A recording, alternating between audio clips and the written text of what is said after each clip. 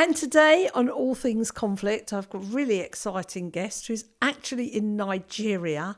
She's a remarkable woman called Kelechi Ezeigwe, and she founded the St. Abigail's Women's Initiative programme, where she supports women with education in finances, skills for life, entrepreneurship, so they can lift themselves up. She's had a really tough life. She is a activist and disruptor, but most importantly, she activates and disrupts through education, through the power of education. So I'm delighted to share this conversation with you. Let's begin.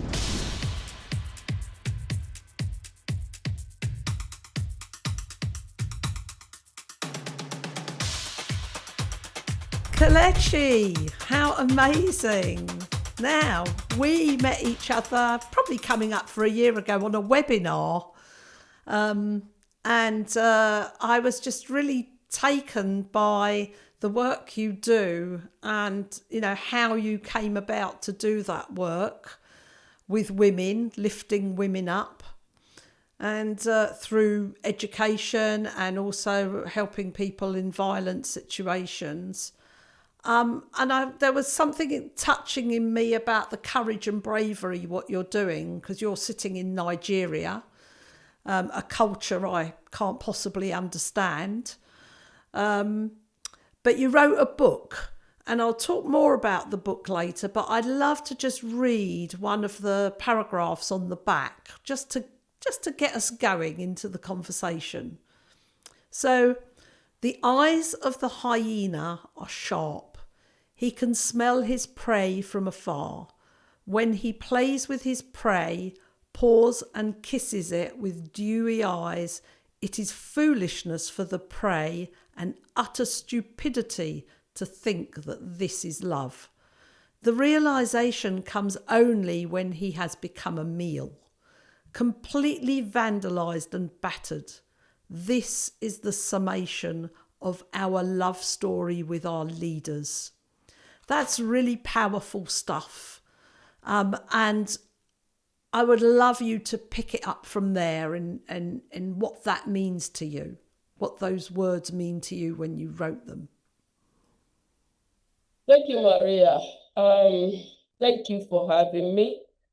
I'd say that the first time I heard you, it was powerful, the work that you're also doing.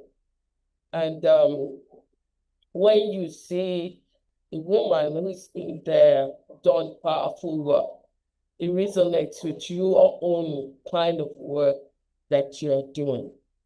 And what caught me was what you said about money, what you said about not actually agreeing, but finding a way and a solution to move ahead in spite of the fact that we do not agree.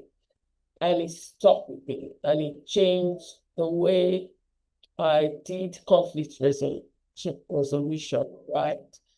Going to my book, our country's story is one that is there for everybody to know, to hear.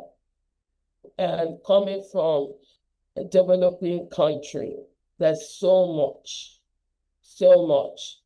that you wish that the leaders should do and could do for the people that they are leading. And in recent times, I've been asking myself, what really do leaders want?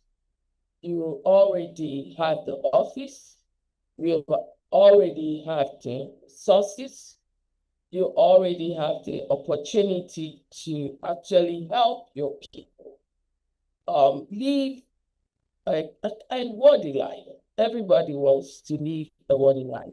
People want to wake up and have a roof over their head, have food on their table, and actually have the basic amenities that a human being ought to have. And here, the life becomes very decrepit because there's no leadership. And my work is in education, and I have seen quite a lot of things that does not require so much money to have a place so that our children can be properly educated. And then you hear the insane money that is looted, by these people that are supposed to lead us properly, and you begin to wonder, what is that for? It's just one lifetime. It's just one lifetime. And there's a man I listened to recently, that's Suleiman Shaba, if I got it right. He's a Kenyan politician and also an entrepreneur, and the work he's doing is providing affordable housing. And I listened to him. He said, you can only sleep in one bed, you can only live in a room, and you can only ride water.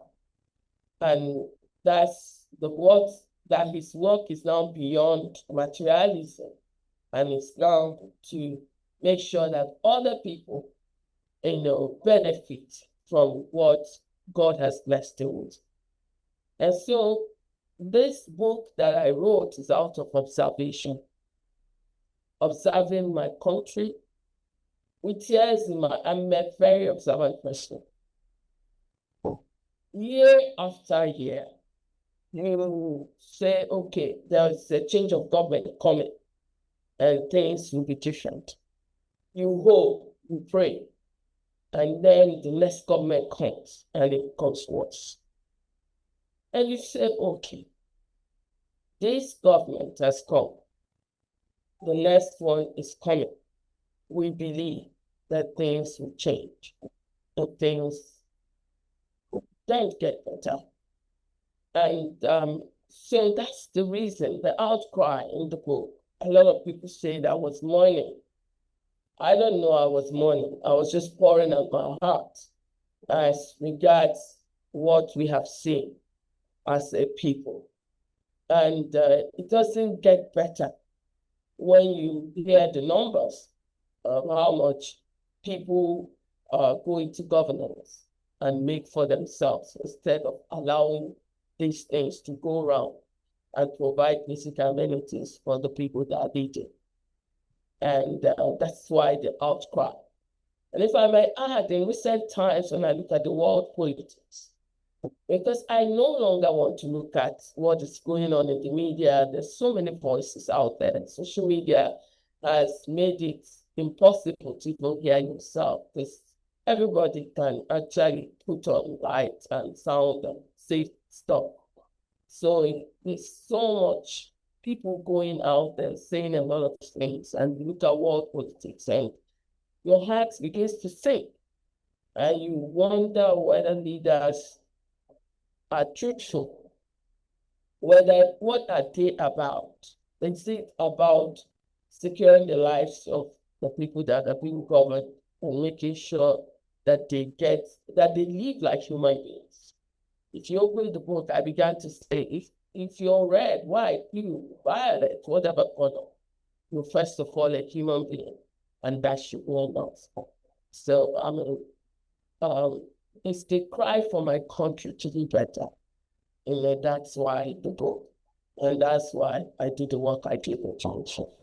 Yeah, so the book was really, as I listened to you, the book was an outcry. It was I can't just sit on this anymore, because time after time we've gone, okay, it's not good, but this new government is going to come in and they're going to change things. And how many times not only did they not change things, but things got worse. You watch corruption, you've watched people line their own pockets while people get poorer and go into more despair. And so the book is a way of opening up the conversation. What are we going to do? And interesting, this series of my podcast is called Justice Redesigned, and I've formed it on the basis that even if you had a really good government, they still couldn't solve all the problems of justice. And so we can't absolve ourselves of responsibility towards our own communities and our families. So what can we do? So I'd love for you to share, I've already heard this and it was very moving about, you moving from a corporate environment, well-educated, corporate, whatever, and then deciding that actually you couldn't sit around and do nothing. Thank you, Maria. I believe when I search my soul and reflect, I believe that you could do something when things are going wrong, especially when you have the knowledge to do so. And from the word go, I had volunteered for education purposes in the past, even whilst I was working on the bank. And I found a lot of lapses. And I said to myself, this can be corrected, not with a lot of money, but with innovation. We can use what we have to begin to change the narratives. So whilst I was first of all, let me say this. I wasn't cut out for the financial world. I just had to, first, when you come out, I came out with very good grades, So I read mass communication and media studies. Journalism would have been the first call. But my father was scared that I'm not going to look the other way. I would say things the way they are. So he wasn't comfortable with me pursuing journalism. So I wrote the bank test, and I passed, and I started working in the bank. But that's not where I am called to be. And I knew within me that that's not the sector for me. So, but in a country like ours that's developing, and you would want to live comfortably, you would want to take a job that can pay your bills. And so I gave it a shot. And I found a way around it, from customer service to business development. I was making progress with people because I just like people. So I meet people, I'm okay, but my mind was restless. There has to be something else. And education is one place that I love so much, especially when it has to do with children. So all the time I volunteered, I began to ask myself, is there a way to establish something that can give hope to children? And in 2015, I met someone who said, yeah, you could have a school. This is how you can go about it. And I said, are you sure? He said, yes. And he was a visiting doctor from the US. And he put me into, he said, you could rent an apartment. I said, I never thought about it that way. He said, yes. Just do your registration and get it going and all of that. And that's 2015. I registered the school, and 2016 we started. Yes. Amazing. Wow. Yeah. I was still working in the bank because I needed money to support the school. So whatever I was earning, I was channeling to the school. So we started the preschool and the primary school. And that's how I started, using innovation, research, trying to do it differently, simplifying the processes and making sure that the children understood what they were being taught, the teachers being trained, and the environment very conducive. So I did the outlay of the classrooms, and then we sat down and looked at the curriculum and we simplified the process. Then we brought in technology, and the rest is history. So you sort of you wanted to do journalism, but that didn't feel very safe. Your family weren't happy about that. So you went for something that would sort of satisfy, knowing full well that although you really like people, this was not really going to be fulfilling. And then, and then you started to ask yourself what matters, and education just kept coming up. And then you just made it happen. I mean, that's really, obviously we don't do anything in isolation, but it sounds to me like you were the driving force and the innovator. And so then you opened this school in 2016. And if I've understood you, you make the education very different. You're trying to teach people in a different way. Can you talk a little bit about that? Okay, yeah. Thank you so much. Yes, I didn't like the situation of the education environment whenever I went to public schools to volunteer.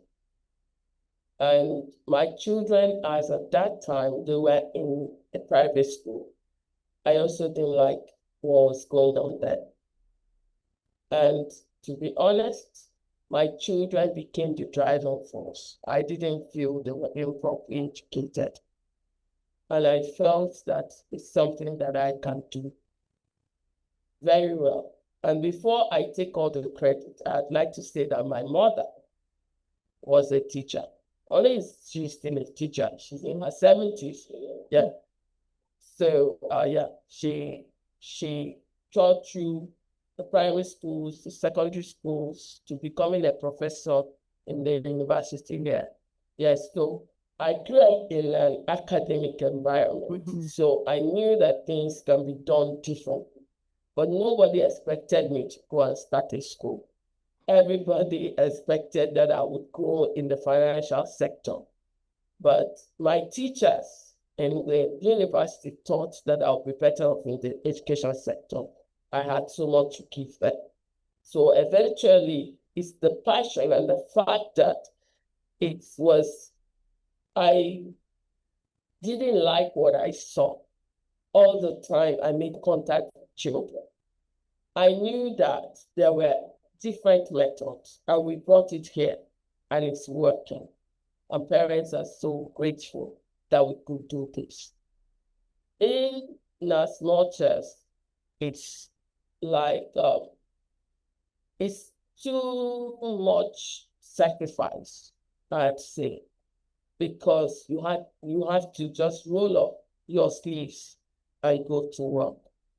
But one thing I did was to make sure that we worked as a team, the teachers. I'd always take them through the process. This is what we should do. And that worked. So wherever you're coming from, when you come on our team, you have to remove the things you know and come into this place afresh. And then sit through our process and learn. And that has helped. And if you have something else that can help also, we also like you to let us know. So you bring ideas, and we just sit down together and look at what works. And it has really worked well for us. And if there's any other thing that would not work, we look at it and see if we can readjust and also run with that. So that has also worked. But ultimately, it's actually the love to see the children properly groomed in primary school, because I believe that if they get it right, they will not struggle in secondary school like we have it here. And ultimately in the university, they will not struggle. So we brought in the STEM, we brought in the literature, we brought in the music, we brought in the hymn, we sing hymn in our assembly. We brought in diverse things. We even brought in materials from business schools, and we gave it to our children to interpret. So, all of those things, which a lot of us say, how can you do this? Mrs. Ezigwe, I said, no, let the children do the interpretation. And it has worked. It piques their imagination. And oftentimes they ask a lot of questions. So the children here ask questions. You don't just tell them things. They're going to ask you why. Why are you doing it this way? And this is also what our country needs. People who question things and ask why. Why are you doing this way? And so I've had a lot of them. So when they come back here, that have gone to secondary school, they will ask me, Mrs. Ezigwe, why did you introduce this when we had left the school? So, and from this same school, we were able to also gather women. We began to gather the women and teach financial education and inclusion and look at their businesses and tell them how to modify it, what to do so that the banks can even give them loans and how to pay back, so that they can have integrity to go back and ask for loan again. So we began to build our women community, and that's when we began to see the challenges of families, the violence, and a lot of other things that followed.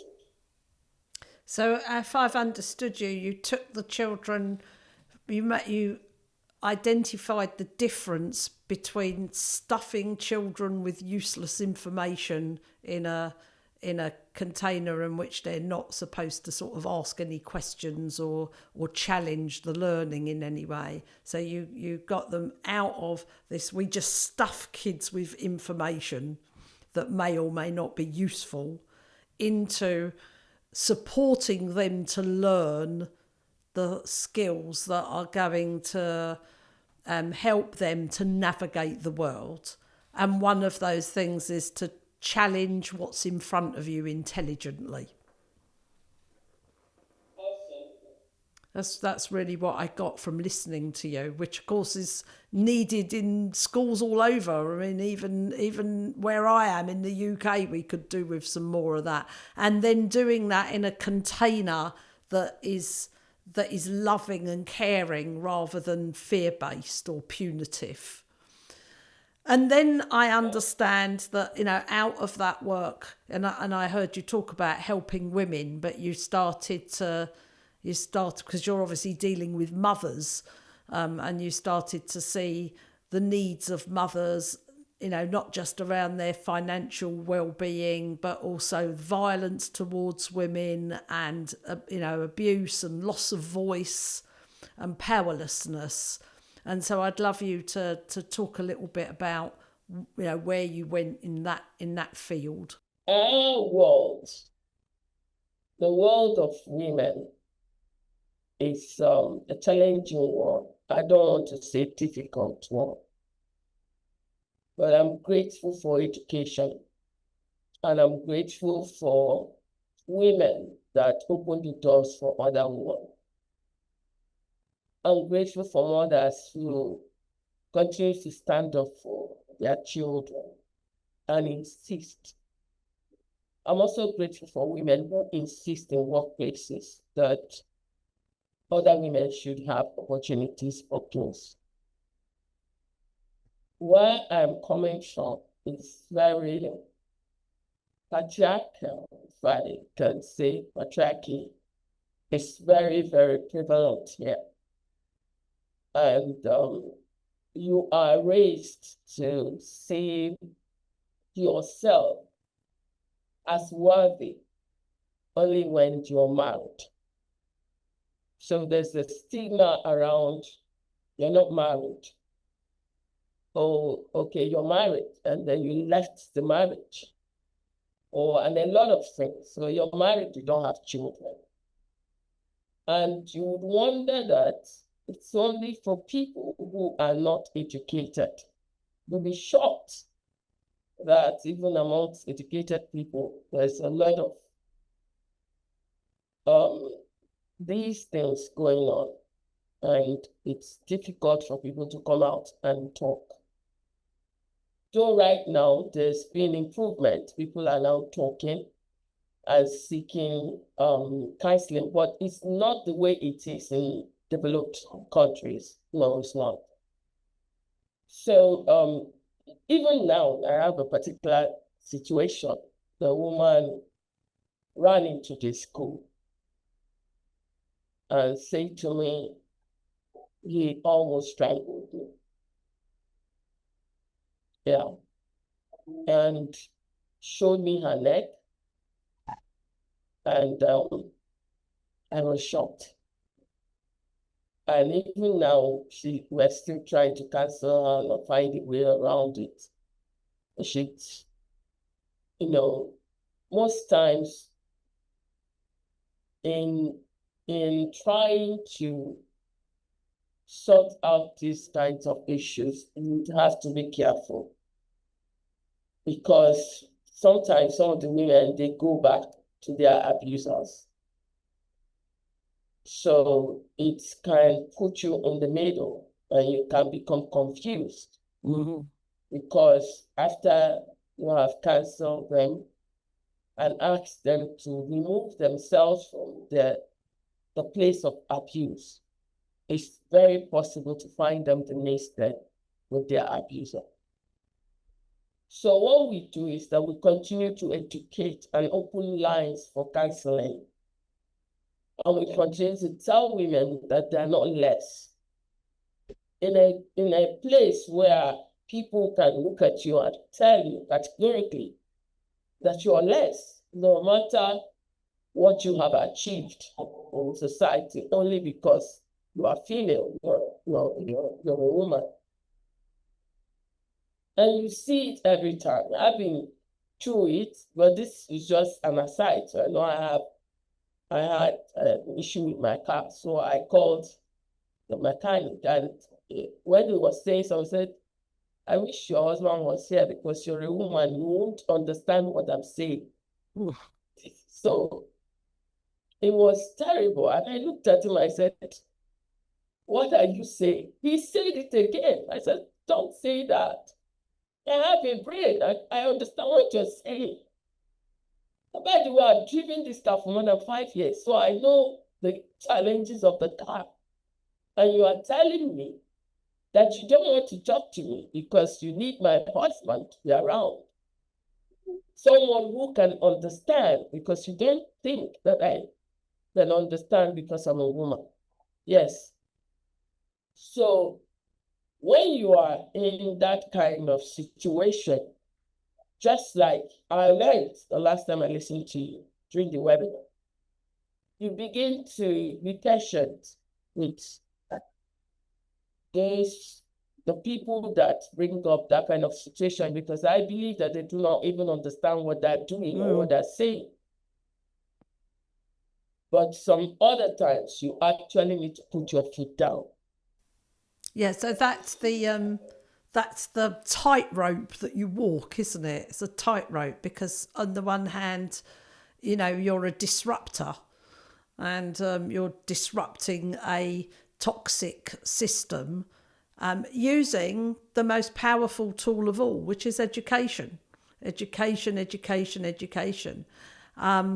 And so there's that whole tightrope of being a disruptor, but also remaining safe.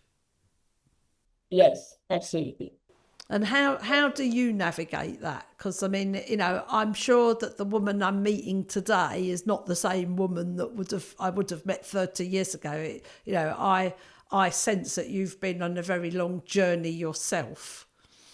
So how do you navigate the political difficulties that you face?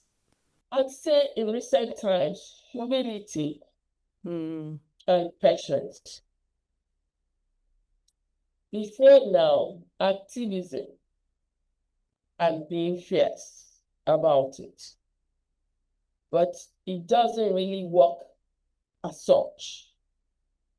Because I remember, I think it was Nelson Mandela that said that if you really want to work alongside people of divergent views and opinions, sometimes you just have to let your own opinion slide and work with them at their own level.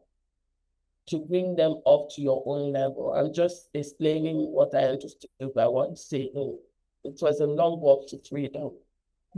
So oftentimes, now, let me say now, humility and what you taught us in the last webinar, which is, to understand that difference in opinion does not necessarily mean there should not be mediation. So I'm just saying what I understood about what you said, because I had a note and I still go back to it because it's helping me a lot now. So humility and listening, you talked about listening, and not just listening, and listening to understand. So now I have listened to understand. I always reflect as I'm working with them. And I also hear the things that are not said. And when I hear the things that are not said, I give them grace. Because, yes, you just have to give people a measure of grace. Because you are coming from a place where education has helped you, exposure has helped you, a community has helped you. You are building a new community and a backup for these people in this situation. So you have to always give grace, always listen to understand, and not listen to, I don't know how to put it, listen to feel you're better than them. No. You just have to also wear their shoes a little bit to know that it's not an easy road. For something that has taken a lot of years, it's not going to be easy to just uproot some kind of mindset immediately. No. So that's where the continuous education happens. And you have to do it sometimes slowly. You have to come back and check again. Do you understand what I'm saying? They say, yes. What have you done the last time? They say, oh, this is what I have done. And sometimes you can get back and nothing has been done. You can just wait a while with them as you continue to give them the support. Because for me, there's the spoken support and there's the unspoken support. Yeah. Which where somebody is going through things, it's that speech is not always necessary. There's spokenness of that, yes, can be helpful. Sitting down with the person and saying nothing can be enough. And you have to understand at that point that it is enough. So I've learned all of that. Listening, the last webinar that I had you, which is I'm so thankful, helped me. It opened my eyes. Because things are not always the way we think they are. So, but the terribleness of what women go through is something that I can't wrap my head around. But thankfully, it's, gradually, the mindset is shifting. But even till yesterday, I still saw a woman that was killed by the husband. She was beaten to death. So you still hear things, such horrendous, horrific things. And then people telling women, the first thing, remove yourself. But what we keep doing is to keep the channel of communication open. They must have somewhere to reach out to. And in the case of Lagos State, I just want to thank the Lagos where I am. There's a hotline that is 24 hours in such cases. But even in the school, we have that line. You can call at any time if there's challenge, and we'll tell you what to do. So communication is key, listening to understand, giving a measure of grace, and sometimes being silent and just being with them and both the spoken and unspoken situation. Yeah, so sometimes support is literally just being alongside someone, and it doesn't need any words. It's just an energy of love.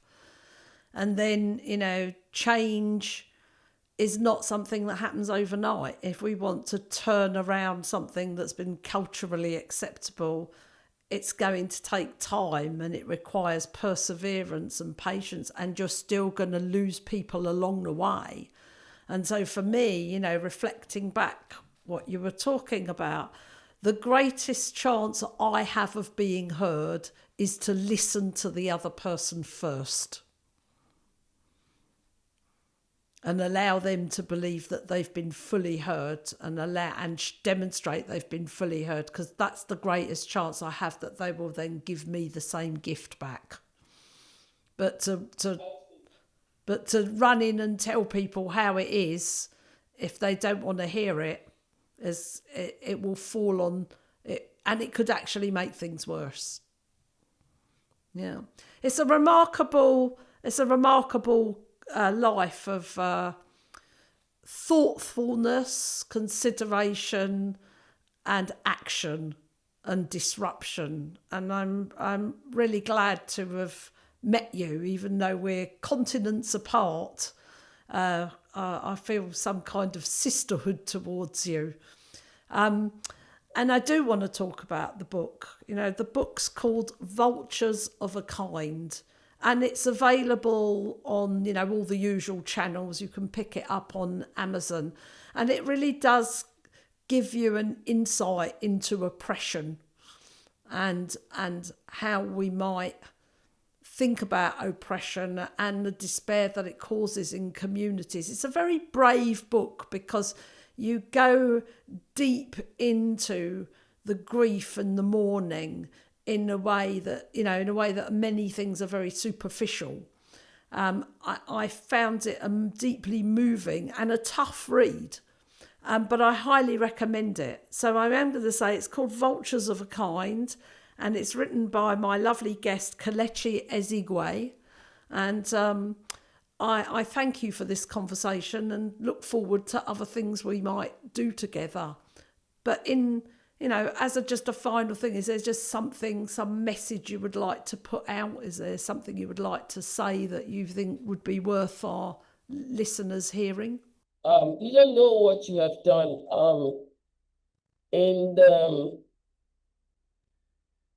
You've done a lot. You know, it could be 30 minutes webinar, but it was life-changing for me because I'm somebody who sits down and reflects.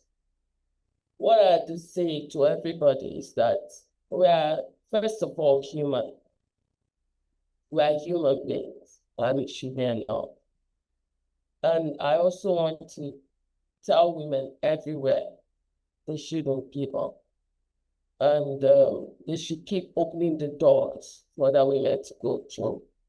And when you have the opportunity to raise other women, please do so. And don't let your voice be shut down. You could say it mildly, but it's still a voice. It's still a word put out there in the world, and it will resound. Whether you said it in a small corner of a community, or you said it in a banquet hall filled with presidents, or you say it in the workplace or in the boardrooms, don't stop speaking up. Don't stop showing up, and make sure that you're better than how you found yourself yesterday. Oh, wow, I love that. Make sure that you're better than how you found yourself yesterday. What an amazing piece of wisdom. Thank you so much. And much love to you. Thank you. Bye.